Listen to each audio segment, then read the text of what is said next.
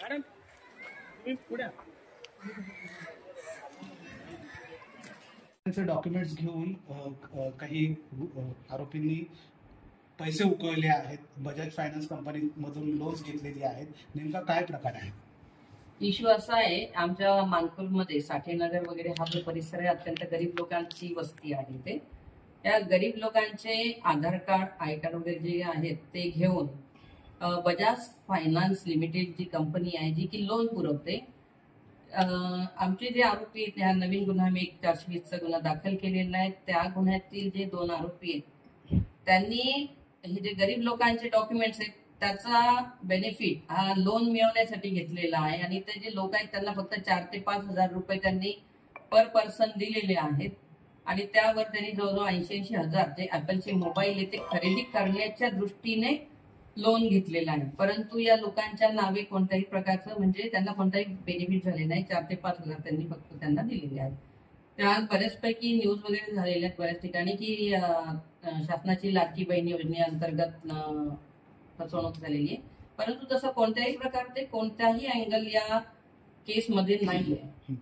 यात लिटरली बजाज फायनान्सचे जे कर्मचारी आहेत ते त्यांनी गरीब लोकांचे डॉक्युमेंट्स घेऊन त्या लोनची प्रोसेस केलेली आहे आणि यांना गरीब लोकांना कोणत्याही प्रकारे ऍपलचा मोबाईल वगैरे मिळालेला नाही. मॅडम, साधारण किती महिला आहेत यामध्ये पीडित? आणि जवळजवळ 60 ते 65 महिलांचे आपण जबाब घेतलेले आहेत. महिला पण आहेत, काही जेंट्स पण आहेत.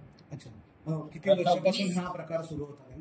हा जवळजवळ 2 वर्षांपासूनचा हा संपूर्ण आहे. 2 वर्षाच्या पिरियडमध्ये यांनी गुन्हा केलेला आहे आणि 20,07,000ची आता सध्या आमची अमाऊंट टोटल निघते आहे. कदाचित आणखी लोक वाढू पण शकतात, कारण या माध्यमाच्या अनुषंगाने मी लोकांना आवाहन करू इच्छिते की ज्यांची या पद्धतीनं फसवणूक झालेली आहे त्यांनी जरा समोर यावं. जास्तीत जास्त आम्हाला विक्टिम्स आहेत, बळीत आहेत, त्यांना आपण मदत करू शकतो. मॅडम, आणखी आवाहन कराल की डॉक्युमेंट्स आहेत ते कुठलीही खातरजमा न करता आपण एखाद्याला दिल्यावर किती भूर्दंड पडू शकतो? अगदी खरं आहे. याच्यामध्ये आपण आता आम्ही मानपूर पोलीस म्हणा किंवा मुंबई पोलीस म्हणा, एक सायबर शील्ड नावाचा आमचा एक प्रोजेक्ट असतो. दरवेळेला आम्ही दर दिवशीला एकतरी किमान कॉर्नर मीटिंग घेतो आणि लोकांना आम्ही सजग करतो की बाबा तुम्ही तुमचे जे डॉक्युमेंट्स आहेत असं कोणत्याही अननोन पर्सनला कोणत्याही कारणासाठी देऊ नका. खरोखरच तुमची आवश्यकता असेल आणि त्या डॉक्युमेंट्स वरती तुम्ही लिहा काय कारणासाठी तुम्ही डॉक्युमेंट दिलेलं आहे. हे लोक जे आहेत ते तुमच्या अनपडपणाचा, अशिक्षितपणाचा बऱ्यापैकी गैरफायदा उचलतात आणि बेनिफिट हा त्या लोकांना होतो, तुमचं नुकसान होतं. आतापर्यंत किती जणांना अटक केलेली, त्यांची पार्श्वभूमी नेमकी काय? आता आपल्याकडे सध्या 5 आरोपी आहेत. आणखीन लिंक एखाद्या वेळेला वाढू शकते. 2 आरोपी सध्या आम्ही अरेस्ट केलेले आहेत जे मुख्य आरोपी आहेत. ओके.